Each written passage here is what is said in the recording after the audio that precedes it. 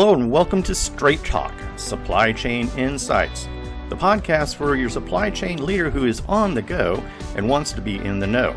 And now, your host, Lora Cecere. Welcome to Straight Talk with Supply Chain Insights. My name is Lora Cecere. I'm the founder of Supply Chain Insights, and this podcast is designed for people that want straight talk. I'm known as the Straight Talking Gal, and I bring you podcasts regularly to give you information as I see it to keep you in the know. What I'm going to be doing in the next couple of weeks is also a podcast series on leadership, so be sure to tune in to hear those as well. What I'm doing is interviewing baby boomers and people with very senior supply chain experience to find out their lessons in leadership and what they can share. Because one of the things that's happened in the pandemic, much to my chagrin, is many people are retiring or becoming sick. And I want to be sure that I capture the voices of these baby boomers that I've come to know and love before it's too late. So the pandemic, it's a chance to build better. And we have yet another lesson from the pandemic this week, another boomerang event. And what's happening is with the severe issues of COVID-19 in India, we're having some delays in software. In fact, I find that 10% of the workforces of many of the supply chain developers, companies that write technology, are ill.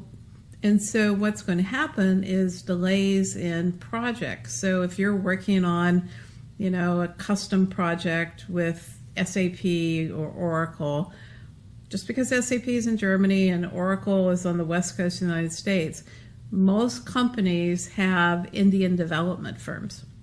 And these Indian resources, 10% are ill. Additionally, many of them have extended family that may have problems, or they may be taking care of elderly parents that may be facing issues. So if you're working on co-development projects, take time to call now, to talk to that solution provider, find out where they're at, and make provisions for delays or to augment the software development with teams elsewhere in the world. Second issue is most of the business process outsourcing happens in India. Business process outsourcing happens as a third-party firm pays bills, manages the payables or the receivables, and these business process out firms are usually large processing companies in India.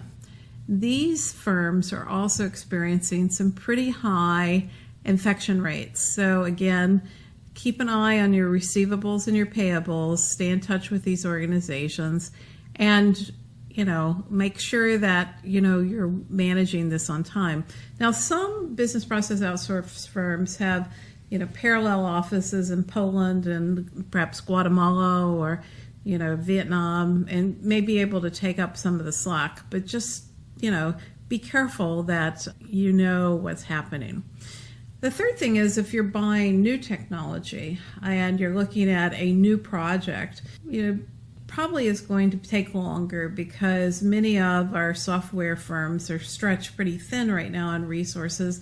Supply chain's been pretty popular, and many of the resources are stretched already because of demand. And this COVID-19 issue in India just throws another wrinkle into the mix. So if you're starting a new project, be careful that you have a realistic time frame for implementation, making sure that you're accounting for any delays that might happen.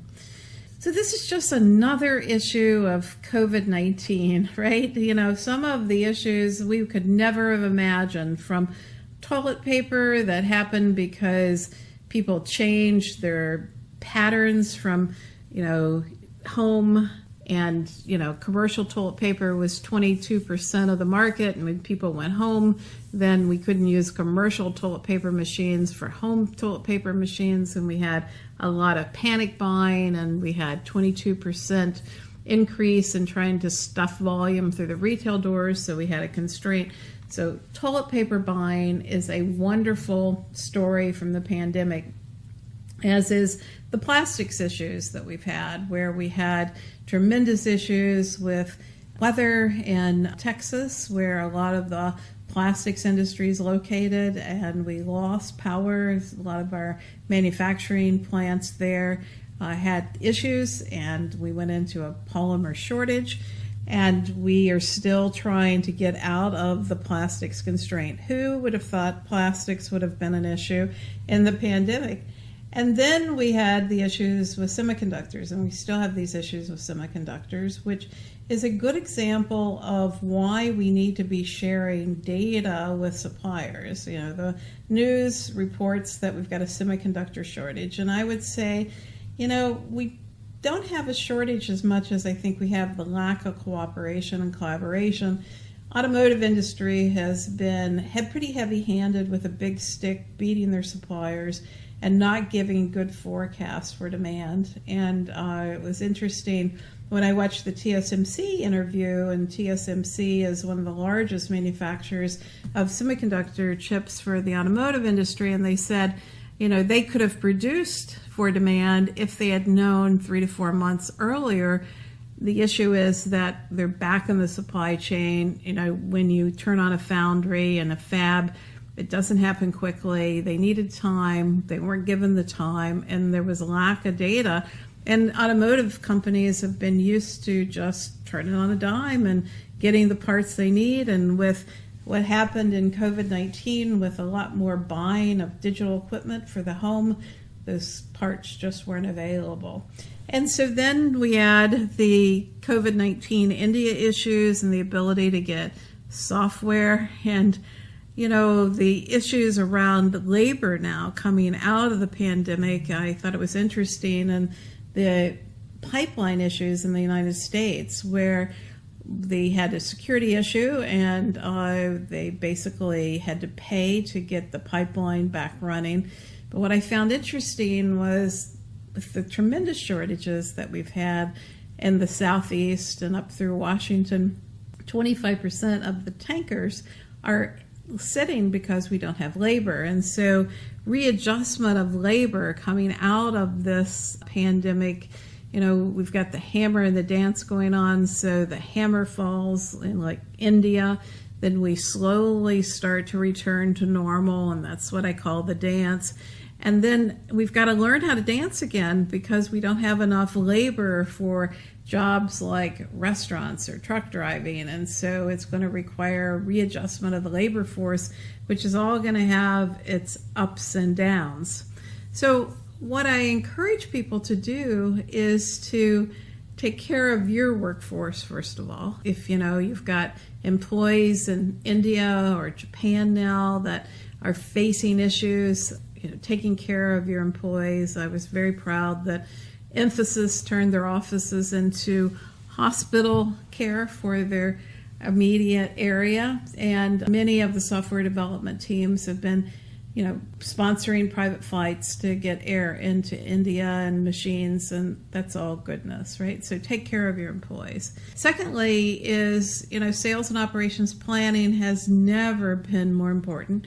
To be able to look outside in at market signals and to be able to align for supply, get good at passing data to your suppliers, hold yourself accountable for your own demand signal, and look at the forecast value add of your demand signal and get good at passing good data to your suppliers. And now's the time, if you don't have supplier development teams, to put them on the ground, to work with those suppliers, to find out what they need, because I think we're all facing labor shortages and labor volatility, and we'll have more and more issues as we try to bring up the supply chains in pieces of the world. And be careful about the software issues. And we continue to have the port issues. We've never had so much volume trying to go through the ports, and we have the port infrastructure issues. So sales and operations planning, outside in processes, work with your suppliers, and keep focused. You know, traditional supply chains don't sense. They typically respond, and they respond with a slow and late signal. So many companies, if you're working on traditional systems and you're working on order and shipment data to trigger your planning systems, you're going to be on the big back foot. You're not going to see the U or the V or the W that's happening in the market. And so tether yourself to a market signal and work together. This is Laura Cecere, bringing you Straight Talk with Supply Chain Insights. Good luck through the pandemic, and let me know how it goes. Bye now.